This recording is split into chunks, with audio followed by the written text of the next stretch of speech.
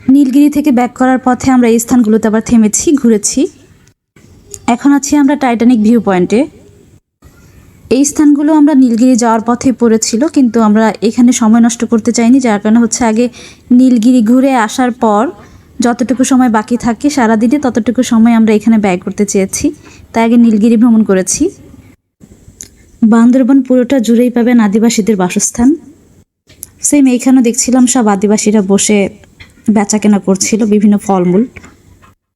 মূলত এই মৌসুমে তারা ফলমূলই বেশি চাষ করে থাকে, সেই জন্য দেখলাম যে প্রচুর পরিমাণে ফল বিক্রি করছিল তারা বিভিন্ন পয়েন্টে বসে। এগুলো ছিল আখ বা গ্যান্ডারি, এক এক জায়গায় এক এক ভাষায় এগুলোর নাম। এবার একটু আলোচনা করি এই জায়গাটার নাম কেন টাইটানিক পয়েন্ট দেওয়া হয়েছে। এই জায়গাটা এসে যদি একটু দূর থেকে দাঁড়ান তাহলে মনে হবে একটা টাইটানিক জাহাজের উপর দাঁড়িয়ে আছেন। এই স্থানটি তার আকৃতির কারণে টাইটানিক নামে পরিচিত। এটি থানচি উপজেলার বড় মদক এলাকায় অবস্থিত।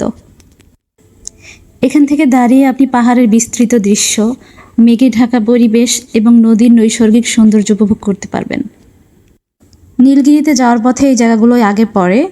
আপনারা যদি চান যে আগে এখানে থেমে কিছু সময় কাটাবেন তাও পারেন, আর যদি চান যে না নীলগিরি ঘুরে এসে ব্যাক করার সময় এই জায়গাগুলোতে কিছুটা সময় কাটিয়ে যাবেন তাও পারবেন। তবে প্রতিটি পয়েন্টে আপনারা একটাই দৃশ্য দেখতে পাবেন, পাহাড়ের উপর মেঘের খেলা, যেখানে দাঁড়ালে মনে হবে আপনি পৃথিবীতে নাই, কোন এক স্বর্গে আছেন। এই পরিবেশগুলি প্রকৃতিপ্রেমীদের বারবার ছুটে আসতে বাধ্য করে এই বান্দরবানে। টাইটানিক ভিউ পয়েন্ট শেষ করে এবার আমরা চলে আসলাম ডাবল হ্যান্ড ভিউ পয়েন্টে। এই স্পটটি নীলগিরি যেতে এবং আসতে দুই সময় আপনারা থামতে পারবেন, ঘুরতে পারবেন। ডাবল হ্যান্ড ভিউ পয়েন্টটি উদ্বোধন হয় 2022 সালে। এই জায়গাটিতে প্রকৃতিপ্রেমীদের থামার একটাই উদ্দেশ্য, তা হচ্ছে সেলফি, প্রকৃতির সাথে সেলফি। চমৎকার একটা ভিউ পয়েন্ট, পাহাড়ের উপর ভাসমান রিসোর্ট, বাহ চমৎকার দৃশ্য। এখান থেকে দাঁড়িয়ে আপনি মেঘের আবহাওয়া উপভোগ করতে পারবেন। তবে মেঘ দেখার উত্তম সময় হচ্ছে সকাল আর বিকেলে। এই সময়টাতে মেঘের খেলা দেখা যায় প্রচুর পরিমাণে। ওই সময়টাতে মেঘ এত কাছাকাছি দেখা যায়, মনে হয় মেঘ আমাকে ছুঁতে যাচ্ছে। এখানে দাঁড়ালে মনে হবে আপনি দার্জিলিংয়ে দাঁড়িয়ে আছেন।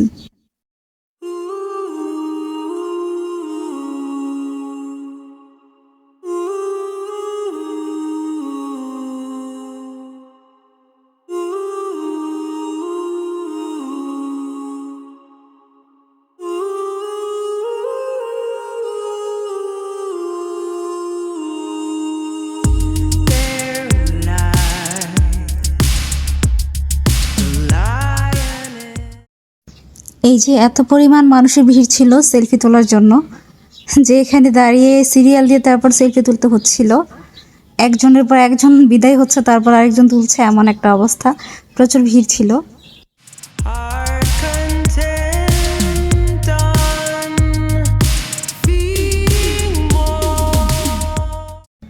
ডাবল হ্যান্ড ভিউ পয়েন্ট থেকে বের হয়ে এবার রওনা দিলাম চিম্বুক পাহাড়ের উদ্দেশ্যে। যেতেই দেখতে পেলাম চমৎকার একটা দৃশ্য। অনেক অনেক উপজাতি বাচ্চা এখানে, সবাই দলবদ্ধ হয়ে কোথায় যেন যাচ্ছে তারা। আমি গাড়িতে রানিং থাকার কারণে তাদের সাথে কথা বলতে পারি নাই, আবার যদিও খুব ইচ্ছে হচ্ছিল তাদের সাথে একটু কথা বলি।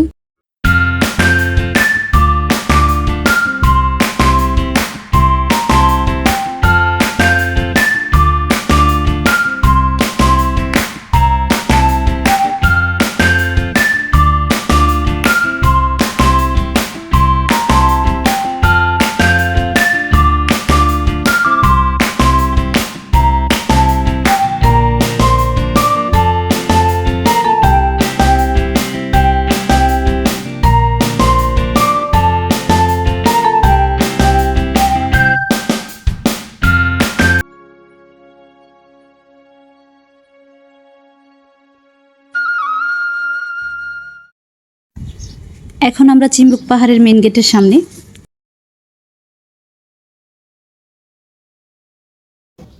ভেতরে ঢুকতে হলে টিকিট কাটতে হবে। ভেতরে ঢোকার টিকিট মূল্য জনপ্রতি 20 টাকা করে। আমরা 4 জন 4টা টিকিট কেটে নিলাম। বাংলাদেশের বান্দরবান জেলায় অবস্থিত একটি মনোরম পর্যটকদের আকর্ষণীয় পাহাড়।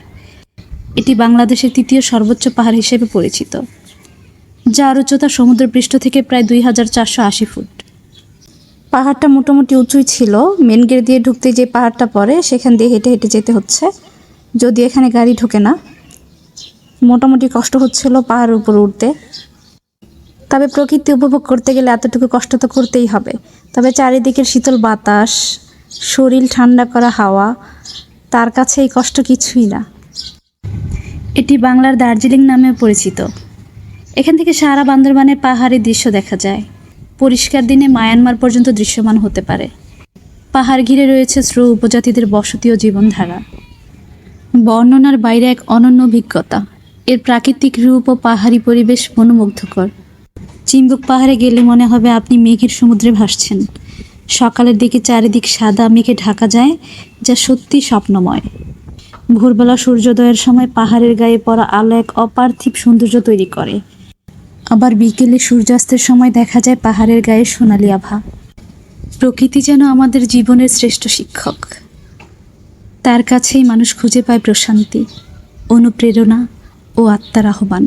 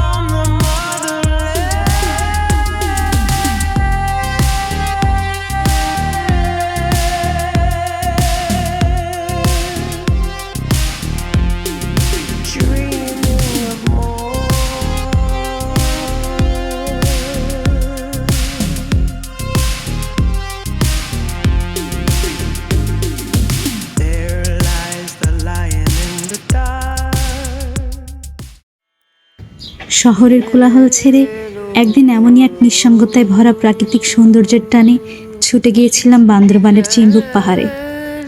পাহাড়ি আঁকাবাঁকা পথ ধরে উঠতে উঠতে মনে হচ্ছিল আমি যেন ধীরে ধীরে কোনো এক স্বপ্নলোকের দিকে এগিয়ে যাচ্ছি।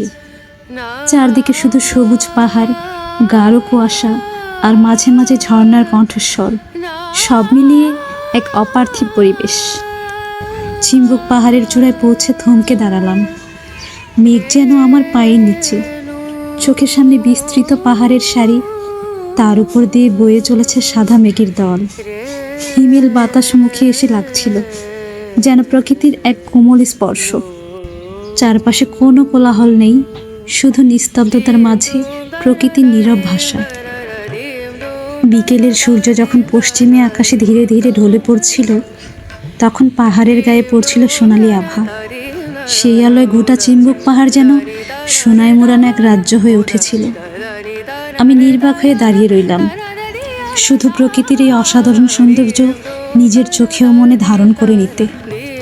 সন্ধ্যায় যখন ফিরে আসছিলাম, মনটা কেমন করে উঠছিল। চিম্বুক পাহাড় শুধু একটি পাহাড় নয়, যেন এক অনুভবের নাম। সেখানে প্রকৃতি শুধু চোখের নয়, হৃদয়ের দৃষ্টিতেও ধরা দেয়। আমি যেন প্রকৃতির কাছ থেকে একটু প্রশান্তি, একটু ভালোবাসা আর নিজেকে নতুন করে চেনার উপলক্ষ পেয়ে এলাম।